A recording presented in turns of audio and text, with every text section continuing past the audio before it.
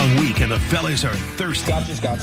Here it goes down into my belly. It's time to cruise into the weekend. Big Rich, TD, and Fletch present Bar Card Friday.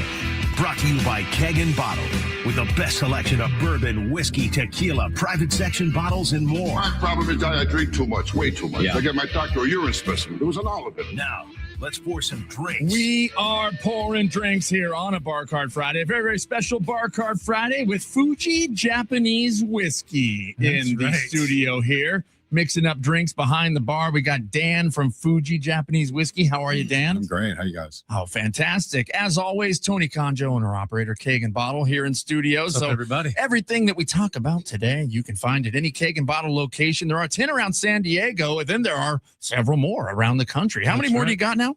3 more. So 2 open in Chicago, and I'm actually flying out Sunday to Michigan to help make that one happen. Okay, all right. And then 1 in Santa Barbara still. 1 in Santa Barbara, that's right. A little north. That's been around since 2004, so a good 22 years run over there at UCSB. Nicely done. Nicely done. One of my buddies from college, and actually from high school, who went to UCSD, UCSB, that's what I meant. He saw one of our posts last week or 2 weeks ago and says, dude, I went to that Keg N Bottle all the time. It's right next to Isla Vista, right? It's in Isla Vista. Yeah. So I run into people all kinds of different places, and I'll be wearing the shirt, and they'll be like, oh, my God. You know? UCSB? God, you provided all the booze for Deltopia for how many years? Until it became illegal. Wow. Okay. All right. Fantastic. But guess what? If you are not near one of those locations, you can go to kegnbottle.com and pick yourself up some Fuji Japanese whiskey, which you're going to want to do here because, look, we've already we had the show a little bit earlier before the YouTube show here, and it's absolutely magnificent. We've had a couple tastes, but we are really going to get into it now. And you know what? I think we're in for a good one here on a Bar Card Friday. Dan, Fuji Japanese Whisky, how long has the brand been around? So the brand's been 50 years old. It was a collaboration with Seagram's and Chivas. They got together, and that's where you get like the American and the Canadians together kind of making it. And they brought the Scotch together with Japan and blended it all.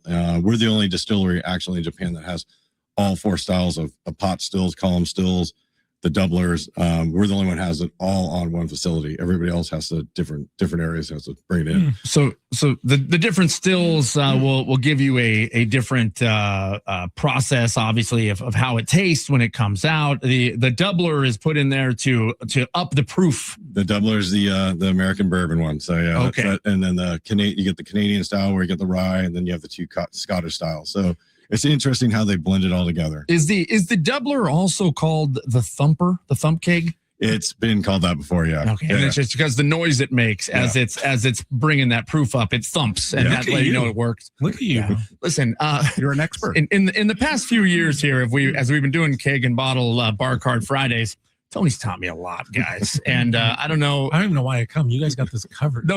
You need to be here because we will say something stupid like, I only remember Thumper because it's just a fun name for me. I thought that's where you were going. Yeah. You thought that they called me the Thumper in high school? I thought we were going to have to send you for a lap. I was a late bloomer. I was almost 18 before they called me Thumper. Right, man. No, you're just asking for a laugh. YouTube now, subscribe, like, do everything. And Dan, FCC doesn't apply anymore. So if you want to swear, curse, you want, go for it. It's, here comes the Italian out of right, it. Yeah. But remember, your boss is watching. We've got a couple Italians. We're surrounded. He's got Sandra over here. Yeah, Sandro, you brought us in some olive oil last week from your family's olive vineyard in Italy. Have you been taking 2 tablespoons every day? I have not, but I did do 2 tablespoons in a bowl with a little bit of freshly cracked pepper and some sourdough bread, and I fell in love. Yeah. So my mother, Nonna they call her, she's going to be here September 30th for Extra Virgin Olive Oil Day. Oh, that's right. It's booked. Yeah, it's booked. It's on the books. And she's going to teach you every morning you need to take 2 tablespoons. Oh my gosh. Of olive oil. So the only reason I haven't is because I don't want it to all go away. It's so tasty. Don't worry, I'll bring more. Okay. We know the source. We know the source as we do the Fuji Japanese whiskey now, Dan. But you cracked open the first bottle, and it's the single grain. Is that what we're going to taste You're first? having the single grain first. So okay. This is going to be 9 to 21-year-old juice you're going to get on here. They're blending. You're going to take, if you sniff it, typically when I do it, I'll smell it a couple times. I'll put it in my mouth, kind of really suck some wind in and really get it going. You will get raspberry on here, which is one of the weird hints on there. I always love, I mean, they put these descriptions, sometimes they should be artists that write these things. We're actually pretty good, but I mean, my favorite are always like Scotland. They're like, oh, it tastes like Christmas cake. I'm like, nobody in America knows what a Christmas cake is. Christmas cake? It's for fruit cake. But fruit cake. But nobody ever knows what it is. So it's like these descriptions, and the best way to do it is like give a couple descriptors and let people figure out what it is. There's really no wrong answer. It's about what you're going to smell and taste. So is there fruit in the mash? No, what typically is where they're getting the mash builds from, and where they're getting, even the barrels from, and how they're doing it. It could be, this must be by some sort of raspberry field or something. I mean, interesting. Yeah, the terroir. Yeah, exactly. What a word, another word for you. I know. What a word, the terroir. So that's basically what's, like he's saying, what's nearby, and it pulls from the roots. Interesting. So if there's a fig tree nearby, it could pull from that, or rock fruit, or anything like he's saying. These berries, very Italian figs are. We learned that because Fletch. This goes back to Tony and I's old wine days 26 years ago. Yeah, right here. Dan and I go way back. So we've done some damage in the past. No, good point, TD. We have a lot of Italians in the room right now. Maybe we can settle this once and for all. Okay, figs, an Italian thing. That's right. My Nona had a fig tree in the front yard. Mine too. Ours was brought away from back home in Piedmont, where we have a winery. They brought it all the way back to San Francisco plant. My dad took the grafts and Sonoma things. I mean, my friends and the culinary guys are like, Dan, bring me some figs. I'm like, all right, here we go. You have to have figs wrapped in prosciutto. Yeah, of course. And fig spread goes on everything. Pizzas in the pizza oven, you put fig spread instead of sauce down. It's delicious. I don't know, bro. I'm Middle Eastern. We did figs as well. So I don't know. I don't know if you guys can claim this. I thought you were doing dates. We do that too. Whoa, dates and figs. The cradle of civilization. My family's from Searcy, Arkansas. We had an outhouse growing up. It was a lot of fun, guys. A lot of fun. What was the terroir in near the outhouse? The terroir was dirt. A lot of very musty. Yeah, a lot of. It was for some reason always radiating heat. But yeah, so that's what we stood by to stay warm during Christmas time. It was the memories. When I'm sniffing this, when I'm getting the nose, am I going to smell the fruit as well? You should get it. Passing kind of through, you'll start getting kind of those hints of raspberry, oranges, and stuff off it. You'll start getting those hints.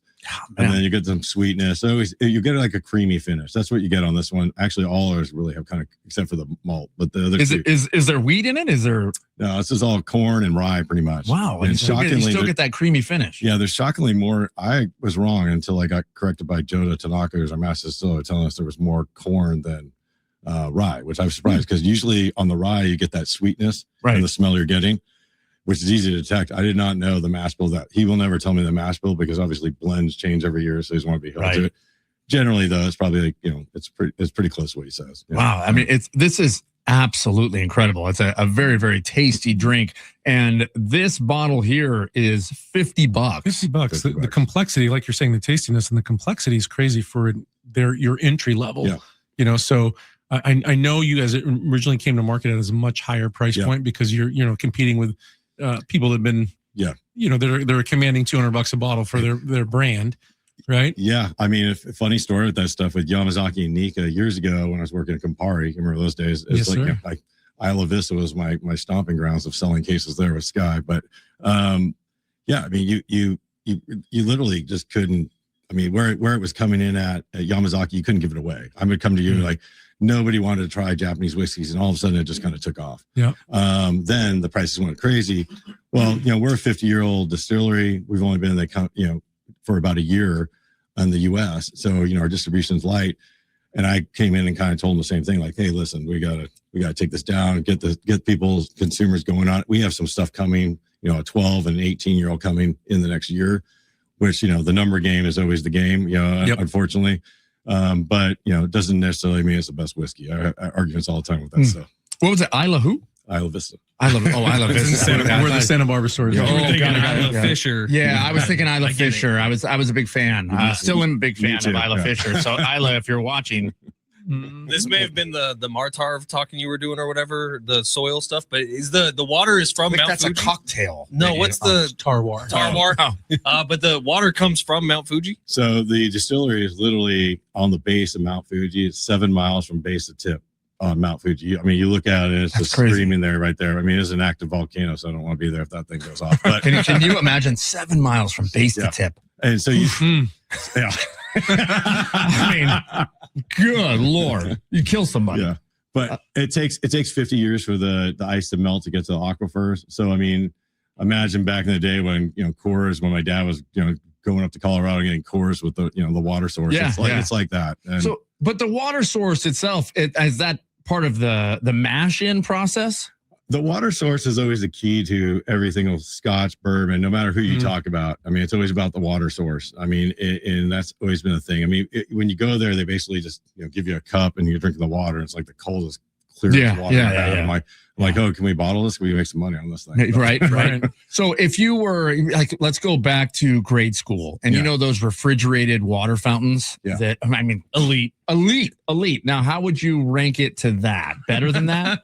It's elite. I mean, I always joke. What was that? You're saying better than hose water? saying better than icy cold hose water? I mean, I grew up with hose water, so I don't like laughing. But I mean, I always joke. What was it? Hot tub time machine, where he's like, oh, I'm going to create like a water. He's like, I'm going to create a Lugal. I'm like, no, I would have created a water bottle. Yeah, no kidding. No kidding. It's pretty incredible. The story behind it, the lore, the like the water source is really, really cool. Do you use the same water to temper it down? Yeah. I mean, they're doing everything's coming from that water source. I mean, it tastes so. What's the proof on this first one that we're doing? So, and the water source, while he's getting that, is super important. I mean, Kentucky is, one of our bourbon capitals of the world, right? And theirs is because of the limestone. Oh, right. Because it leaches through there. So it could still be bourbon anywhere in the country, but a lot comes there because of the water source. Google is telling me is the water actually for Fuji, it takes 50 years to journey through the mountain's volcanic rock before reaching the aquifer just beneath the distillery. It's using the volcanic rock just like the limestone. Yeah. Hey, Fletch, I love you. Did someone already say that? He said that like 10 seconds. I told you. I'm actually glad he confirmed it. I was like, fact check. Yeah. And that's what we're going to do this whole time. So you're far listening you at passed. home, rewind it. Yeah. All right. Kat's not here. Usually she's the person that does that. Yeah. So Dan, once you screw up, you're out. All right. So, we're feeding us any BS. We're going to keep you in check. But I was going to say, it tastes so pure and clean. It's very clean. It's got some really nice notes. And I think, if you're into Japanese whiskey or really any whiskey, you definitely need to just add this to your collection because it's easy, it's affordable. And by the way, when your friends come over and you go, hey, I got Japanese whiskey, they don't know you only paid $50. So they think you're splurging. But yeah, that's crazy. Absolutely crazy. Now, most Japanese whiskeys in our store, the entry level is $100. Yeah. Oh, really? Yeah. I mean, they're it's not cheap. Yeah. And in these lineup right here, the most expensive one is $100. Right? Which when we get to, man, I mean, it's absolutely mind blowing. This, if you have a gift to give at some point, this is the one. I mean, this. The entry level, which would be a everyday sipper, tastes like that you're breaking that out for special occasions. Correct. It's unbelievable. And if you watch this video like 5 years from now and the price is $100 and then going to $200, don't be mad. You just missed out. You should have did it early. Right. This is kind of just like to get it out in the market and so everyone tries it. If you bought it in SpaceX, you would same thing, man. Right. What was the combo pack you have? Where it's all there's a combo pack. It's all 3 bottles. It's $200. Spectacular deal. Yeah. Okay, so here's what you do. Okay, we were taught this long ago by another whiskey bourbon maker. You buy one to rock and one to stock. Okay, so you get 2 of those 3 packs for $200. One you keep, you open up, you sip on. The other one, just wait on it for a little bit. Yep. Wait on it. That was always the problem with collecting because it was like when you're early on this thing, we were getting those bottles for cheap, because we were coming out with our Rand Macallan and stuff like that. It was like, but this thing is like nowadays you're like, okay, yeah, you got to buy 2, but wait, can I afford 2? Right. Yeah. But and this is also a bottle that looks cool on the shelf. You got a bar, you got a shelf somewhere that you've got your favorite sippers on. Put that one on it. Well, the best part about this is every punt on the thing has Mount Fuji on the bottom. Oh, no way. So the punt is the bottom of the bottle that goes in. And I can see it now. Yeah, it's Mount Fuji there on the bottom. That is super cool. Yeah. So I had an account in San Francisco, never bought anything from me. And I was like, all of a sudden he's like, oh, all right, I'll take all 3 of those. Those are bad. Right. A punt sold it. So who knows? But I mean, it is cool. that they did that. That's never really a cheap process to do. So that's No. a good thing. What is the purpose of the punt other than to look cool? I mean, normally you just have a normal thing. I mean, actually, some of the cool old bourbons have the punts where they have like the ashtray on the bottom.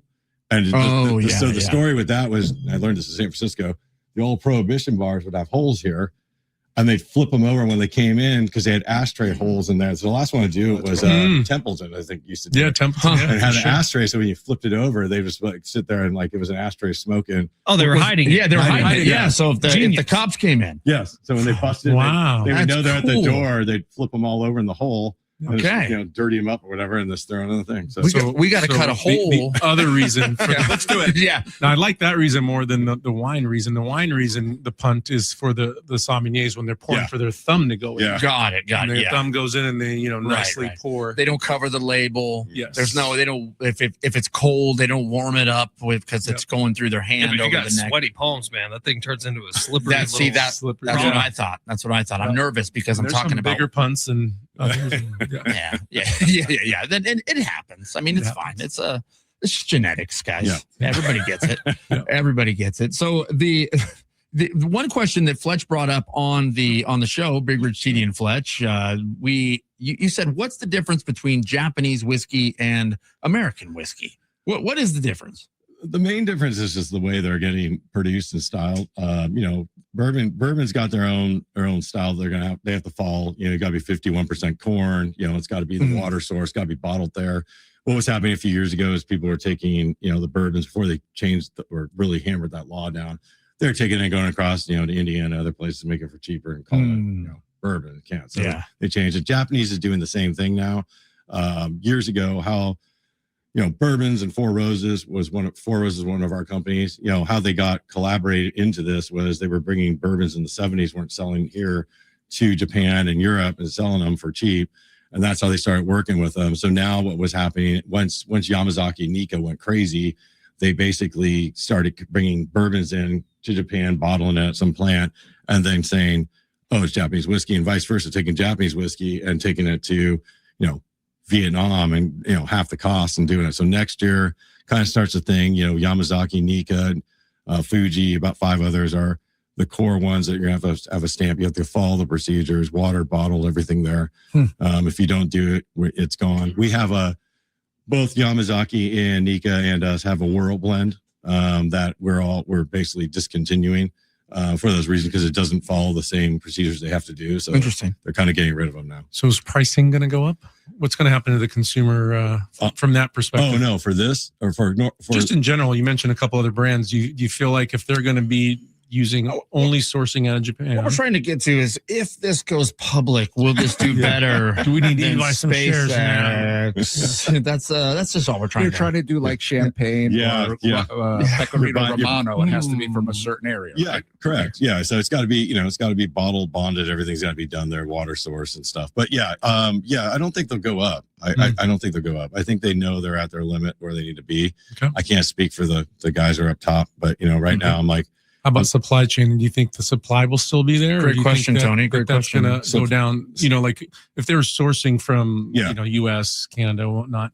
If they're only having to do their own from Japan, well, they'll still do the sourcing and stuff. You can still do all that. So you can still source the juice, the stuff. You can source the juice, but you can source the grains, everything. Nothing's going to change there. It's just it's the process they have to follow.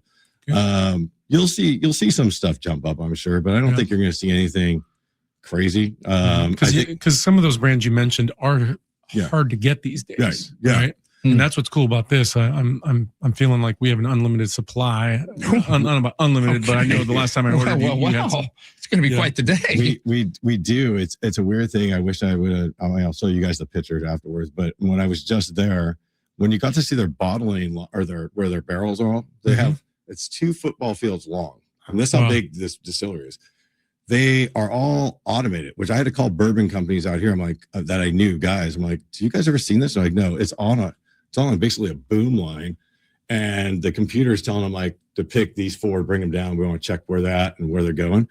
It goes 60, 70 feet high. Wow. So, I mean, when you see the pictures of it, you're crazy. They only need 2-4 guys working 10-hour shifts or whatever, carry this thing and flip them out. So they're related to Elon then? Yeah. I mean, it's all automated. I was like, this is nuts. But I mean, to see how high those barrels were going, I'm like, you guys do have earthquakes here, right? Hey, Dan, I got a question. Or maybe Fletch can help. Does it pay a tariff? Does stuff from Japan pay a tariff? And how much? Pretty sure it is. They do. I think they're on I think they agreed early to that standard 10 or whatever it was. But I think we were ahead of the game and we loaded up the U.S. before the tariffs came. Wow. I'm glad you asked me on that one, Sandro. What Dan said. No, you're not going to look it up on Google. Hey, I'm 2 for 2. Yeah, you nailed it. Fletch, what percentage of the total volume is $69.99? Okay, all right. $69.99 is the price of the next bottle. Let's go to that. That was opened up here. Now, what is the next bottle we're tasting? So this is the single blended. I actually think it's more of a traditional Japanese in a sense of the smoothest. You're going to get the same thing we were talking about earlier. You get some apricots and stuff on it. Really creamy finish on the back. But when I describe it drinking, so like, some people that have never tried Japanese, I tend to tell them, because you get the nuttiness on it, and that's where I go. You think like high end Irish, so like you're thinking like Napode Castle, Middleton's, which are like the cream of the creams. You get that nuttiness, so you can taste the oak and stuff on this guy a little bit, but it's not overpowering. I love this. Yeah, I absolutely love this. This so far my favorite as well. I mean, absolutely incredible. You know what's weird is when on the nose, you almost get the creaminess on the nose. Yeah.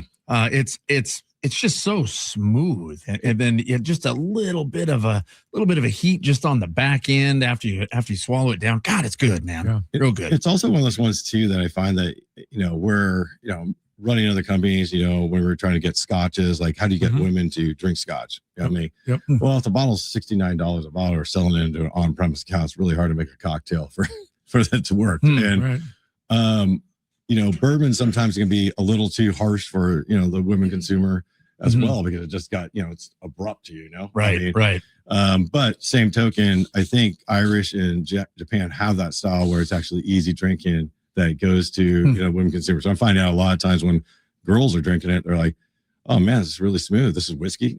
I feel like they would love either one of the first one or the second one we had as a woman consumer.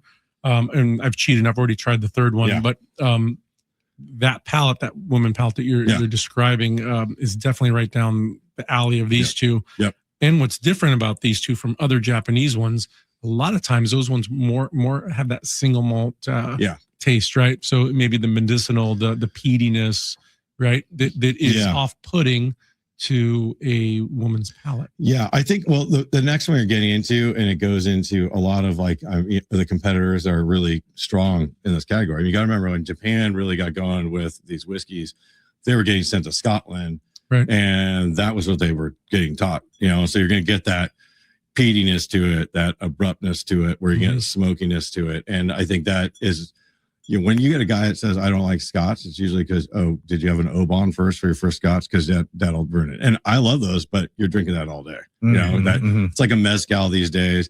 People say they don't like mezcal. I'm like, well, maybe you have the wrong mezcal. But I mean, honestly, it's one of those things. If you're going to drink mezcal, you're drinking mezcal all night. So right. This guy's kind of an homage to it. This is a single malt. You're going to get a little bit of that peatiness to it. 100% single malt. Or malt, and but the thing on this guy is you're going to get a little bit, but it's not over the top, but it's perfect. I mean, if you got a guy that likes cigars and stuff, this is who so your mezcal guy, your Scotch guy, your Islay guys, those are all going to be guys that for this last and this is $100 a bottle. Yeah. I mean, what a steal! That is absolutely amazing. I will say, if you wanted to help the women consumer, we just watched F1 at our house. I think if you had Brad Pitt drink it, it would help. Especially my wife, she would. So I don't know. She bought an F1 car. We bought an F1 car, which is pretty exciting. But she said I couldn't drive it. I had to wait until Brad Pitt showed up, which is a little bit of a bummer. But it is cool to have in the garage. I think anytime you get like some consumer behind it like that gets behind it, you crank it out. We've all done the celebrity thing for a long time. When the celebrity thing happens, like a celebrity has a brand, is it actually their brand, or they just got behind somebody who Dan decided to make a liquor? Yeah, I mean, I think it's Tony can speak on it as well as I can. The thing is, the guys that, but he won't. I'll speak on his behalf. It's like a lot of the guys, they see, George Clooney or some of these guys, make a ton of money on this deal, but those guys went out and worked the market. I mean, they were out seeing the suppliers, the distributors coming on your show, going to hang out at Tony's place. There's so many guys that put it on and they they'll go do a couple shows and whatever, and then they don't do anything again. It's like, no offense. I mean, even the Breaking Bad guys, what they did is like they were going out and doing, celebrity bar things. But then I haven't seen him, it's like he's busy working, but I haven't seen Jesse doing anything lately. So didn't you have them at your place, Tony? We did. Cranston, and then they popped up at like Costco and stuff. That was cool. Oh, wow. So he's absolutely right. The guys that really work it and work their connections make it happen. And there's guys that, like you just said, put their name behind it and never even make an appearance. There was a beer one that flopped. I won't say his name. And, it was a big pop artist. And then A, it wasn't good. So I think the guy never tried it. Right. And then B, he never promoted it. So they cut him a check. And there's two things. There's a license agreement, and then if they're equity owners, they're going to work it a lot harder. Right. So it depends how you structure it. Right. Oh no, yeah, totally. There's a big part of that. Who's the girl from Parks and Rec? Aubrey Plaza. Plaza. Dude, you're so good with names. Yeah. Thank you, Fletch. That's one thing I got down. Especially Aubrey Plaza knowledge. That was like a half a second. Right. Well, I was thinking about it too because she has her not tequila brand. It's a triple sec, I think. But I haven't seen it. I saw a few ads and then it went away. Right. Yep. Yeah, wait, unless Aubrey's coming on the show. Tony? We'll have to work that. We've got a special guest coming next week. So Ooh, how about that? Aubrey Plaza may have not tasted Fuji Japanese whiskey before she did whatever she was doing, because this is amazing. And you mixed up a drink here. Yeah, the first one you guys had there is the traditional highball. So I used pretty much equal parts single grain the single grain with just Fever Tree. I like to use the lemon one. They have a yuzu right now. It mixes real good with that. If you find that. I don't know if it's weird or crazy or whatever, but I feel like I'm rich when I'm drinking this. I mean, like, this is money, man. Yeah, no doubt. Oh yeah, that's right. I am a singular shareholder of SpaceX. You see what it's doing, man? We're shooting to the moon. Wait, what? I bought it for $138. What's it worth now? $137? No, dude, you've already made like $40. I'm gonna sell immediately. No. We got to wait $10 more and then we can get a free bottle, right? Because that's what I'm talking about. We got to be smart. That's what I'm talking about. If I make $50 on it, I am immediately buying a bottle of Fuji Japanese whiskey. But I'm saying here, there's going to be a pullback. So I have a offer to buy at $150. Okay. It needs a pullback to $150, and then I buy a few. Well, it's currently at $173. Yeah. Wow. I am so good at stock trading. Play this back in a couple months. No, in 25 years when it splits and divides 25 times, then we're all rich. You know what's fun is I bought my first house in the year 2000 for $99,000. Wow. Okay, so 2 years later I sold it for $150. Yeah. And then I bought my next house for $180, and I sold that one for $360,000. And I thought, I am a real estate mogul. I am so good at this. What are those houses worth now? Well, I'm probably a little more than that now. But I then bought my third house for $304,000. We sold it for $180,000. So pretty good, guys. What's also cool is I spent all kinds of money on a pool, and I bought a car and a go-kart because, of course, I needed a go-kart.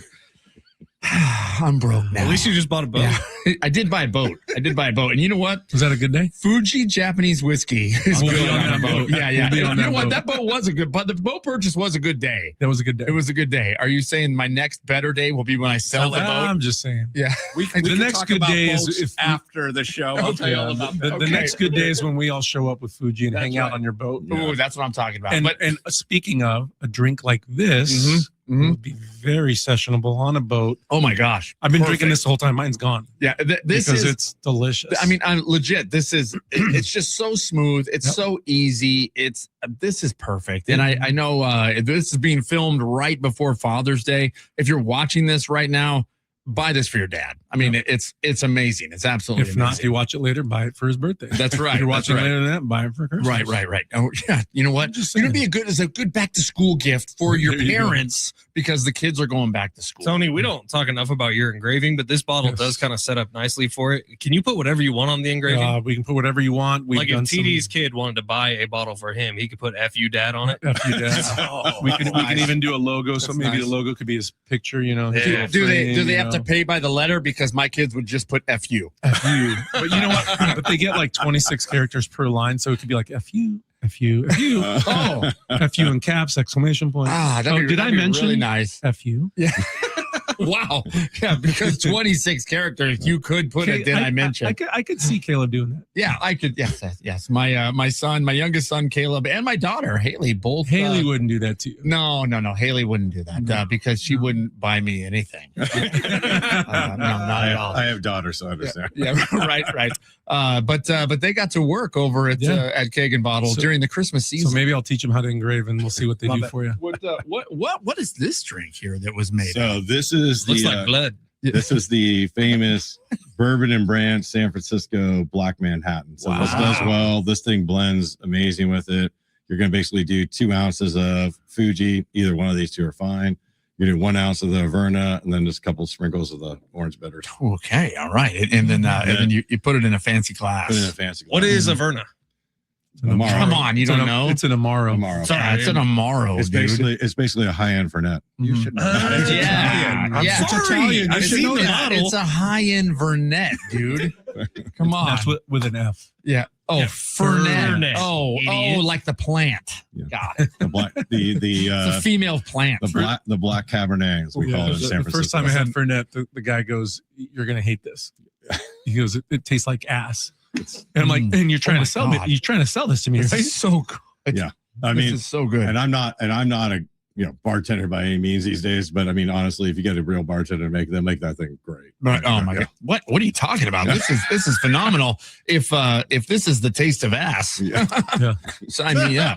But this is unbelievable. Taking you back to your roots. Yep. All the way back to my days growing up with the outhouse in the front yard. Man, we cut down our fig tree. Some Italian people owned our house before we moved in. We cut it down. We put the outhouse up. This is the tarwar you were going for. This is the tarwar. God, there are so many words that I will not remember from this show. Yeah, I still don't know that one. Can we get a replay on what's tarwar? Yeah, so it's the whatever's planted near the fruit that you're growing or the Okay. grain. So like, you know, in Napa, let's say they're growing the grapes, but then if there's an orange orchard or like figs or grapes or anything else that's nearby, walnuts, that will It's kind of like we used to do a sports adjacent show, so that Yeah. wine might be walnut adjacent wine. Yeah. Ah, right, Except it'll right. come Tarwar. through. It'll come through in the in the taste of the wine. Same thing with flowers. Doesn't have to be a fruit. Sure. Yeah. Whatever's nearby. It's almost And like they'll actually plant strategically certain things that they're trying to get to come through. Absolutely. So, yeah. Right. And it works. Yeah. So it's a thing. Yeah, no, he's not wrong. I mean, my always favorite is like the wine guys are like, "It's a terroir." They go, Oh yeah, the way they say it, right? They're like, "Oh, are you getting you're getting like goose this and stone fruit that?" I'm like, "All right, man." Stone fruit. So wait, a stone fruit, is that like nuts? Is that? I mean, are we talking like pistachios? Well, my favorite is always gooseberries. They're like, "Do you Oh, is smell that the a stone gooseberries?" fruit? I'm like, "Gooseberry has no smell." Wait a minute, I thought gooseberries were made up for Willy Wonka. No, it just sounds like a cool name. Man, oh man, it's a Bar Card Friday, and we were having a good time with Fuji Japanese Whiskey all morning long here. You know what? And you should have a good time with it as well. Go to kegnbottle.com. We're talking $50 for the entry level. Then you get to the Japanese blend at $70, and then you can take it to the single malt for $100 or get the 3-pack. Get the 3-pack. Save some money, $200. And then keep your eye out because there's some other special releases coming down the pike. Ooh. So there'll be some other good ones. So by the time you log on, you might see some good stuff there. So for those higher end marks. And get ready for Christmas. There might be a JV in the works. Oh, man, Kegnog on the way. Dan from Fuji Japanese Whiskey, thank you so much for joining us today. Man, it's been a fantastic day. Tony from Keg N Bottle. If you are near a Keg N Bottle location if you've never been into a Keg N Bottle and you're near a Keg N Bottle location, walk on in. We call it the Hogwarts of liquor. It is literally, I mean, your stores are just packed to the gills with bottles. It's a fun place just to walk in. Especially if you are over the age of 21, right, yes, Tony? Yes. Absolutely. Come on in. We'll Absolutely. take care of you. We'll find you something and teach you how to make these drinks. Man, we can't wait. Thank you again, Dan. Fuji Japanese Whiskey on a Bar Card Friday. Get you some. We'll see you next time. Thank you.